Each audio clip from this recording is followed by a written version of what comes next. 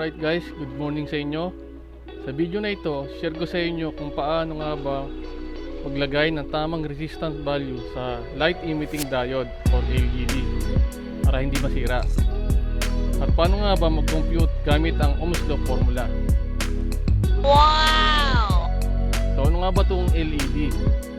Yung light emitting diode is a semiconductor device that emits light when an electric current is passed through it. Light is produced when the particles that carry the current, known as electrons and holes, combine together within the semiconductor material. So ito yun guys, once na nilagyan nyo ng supply yan, magpo-flow na yung current sa positive type semiconductor and negative type semiconductor. So once na nagkaroon ng combination yung positive at negative, magge-generate na yan or magpo-produce na yan ng light. So yung light emitting diode, mayroong mga iba't ibang size yan, from 2mm to 8mm, and through hole mount and surface mount packages. Yung typical current nyan, mayroong 1mA hanggang 20mA. So may iba't iba rin siyang shapes. Mayroon siyang round, flat top, rectangular, and square. So ito yung schematic symbol ng light emitting diode. Yung positive, yung tinatawag nating anode, and yung negative ay cathode. So ito yung schematic symbol mismo sa loob ng LED. And then ito yung actual image niya. So ito naman yung tinatawag nating surface mount device. Ibig sabihin ng surface mount device na LED, dito sa sinosolder mismo sa surface ng printed circuit board. Yung through hole mount naman, ito yung ini-insert natin sa butas ng printed circuit board. So ito yung parts ng LED. Tinatawag natin yung pinakataas, yung epoxy, and then yung wire band, and then yung reflective cavity, and then yung anvil. And then yung anode, tinatawag natin positive, and then yung negative, ayun yung cathode. So yung positive, mapapansin nyo, yung anvil niya maliit lang. And then yung cathode or negative, yung anvil niya ay malaki. So ma-identify natin minsan yung LED na mas mahaba yung paa ng positive. Kung bago pa lang yan guys, kung hindi nyo pa napuputulan, mas mahaba yung paa ng positive. So dito naman guys, kung naputulan nyo na, para ma-identify nyo, mas maliit yung anvil ng positive, and then mas malaki yung anvil ng negative.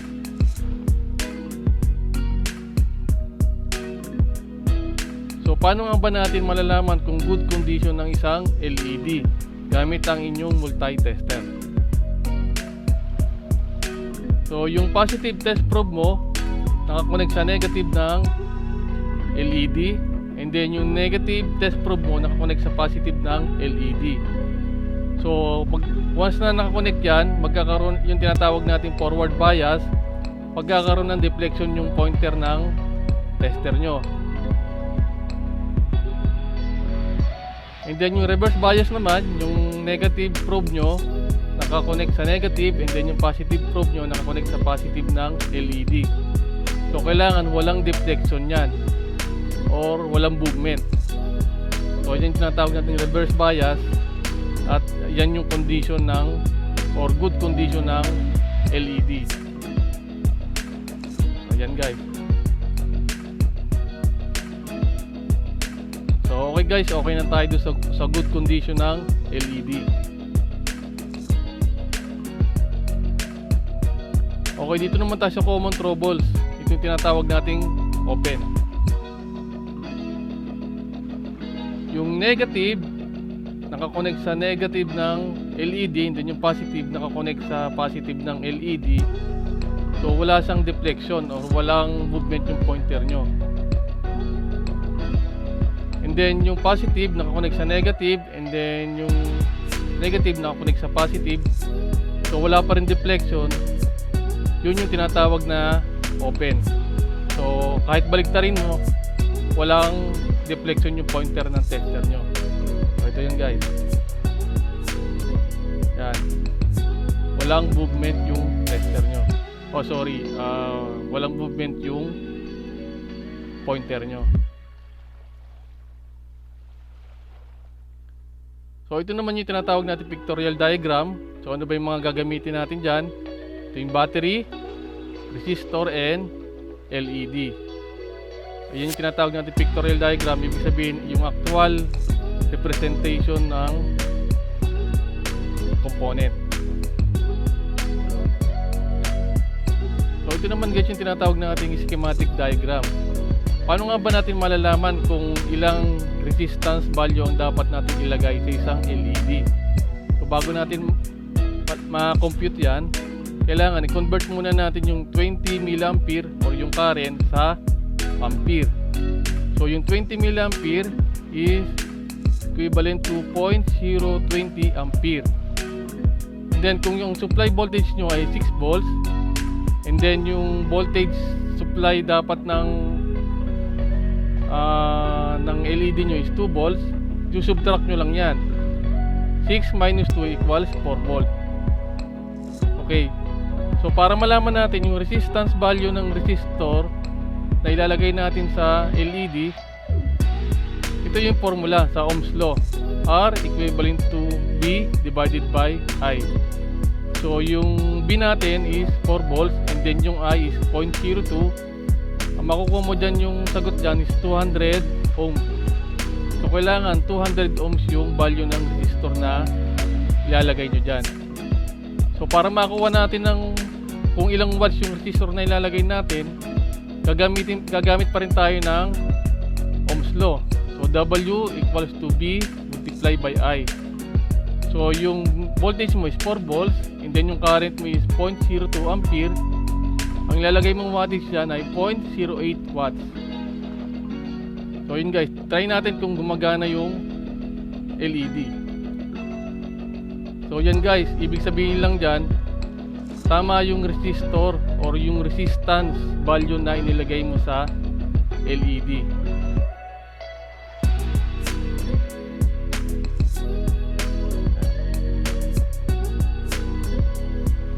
Okay, another example.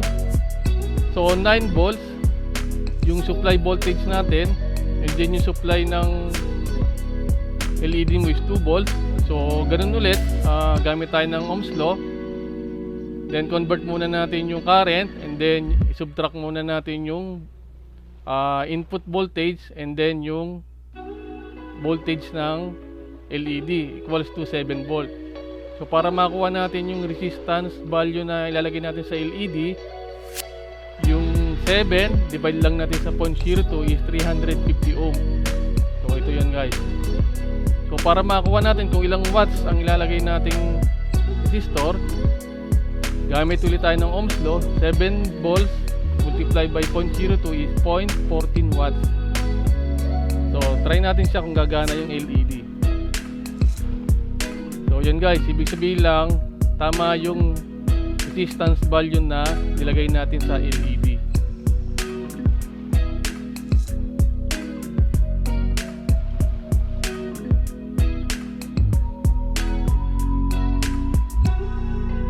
So example number 3, yung input voltage naman natin ay 12 volts, and then yung LED natin ay 2 volts ulit.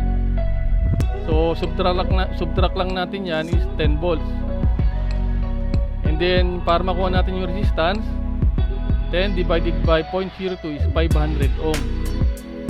And then para makuha natin yung wattage, yan, gamit ulit tayo ng Ohms Law is 0.2 watts. So try natin guys kung gagana yung LED.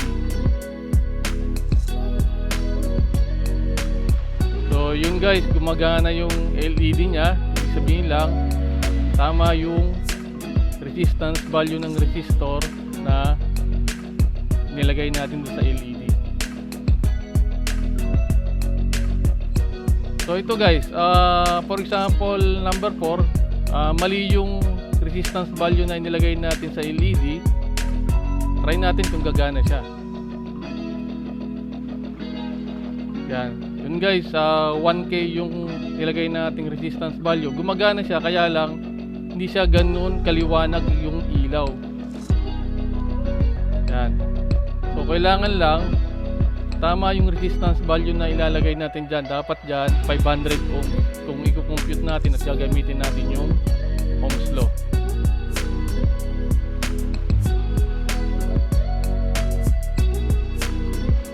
So example number 5, ito guys, walang resistor na naka-attach. Kumbaga ida-direct natin yung 12 volts para supplyan yung LED. So try natin guys kung gagana siya. Yan, ito guys, gumana siya, kaya nga lang napundi yung LED mo. So kailangan gamit tayo ng Ohms Law para mailagay natin kung ano yung tamang resistor ang ilalagay natin dyan. Ibig sabihin talaga hindi natin sa pwedeng i-direct kasi 2 volts lang yung supply ng LED mo. So kailangan natin i-compute para malaman natin yung resistance value na ilalagay natin dito sa LED. A few moments later.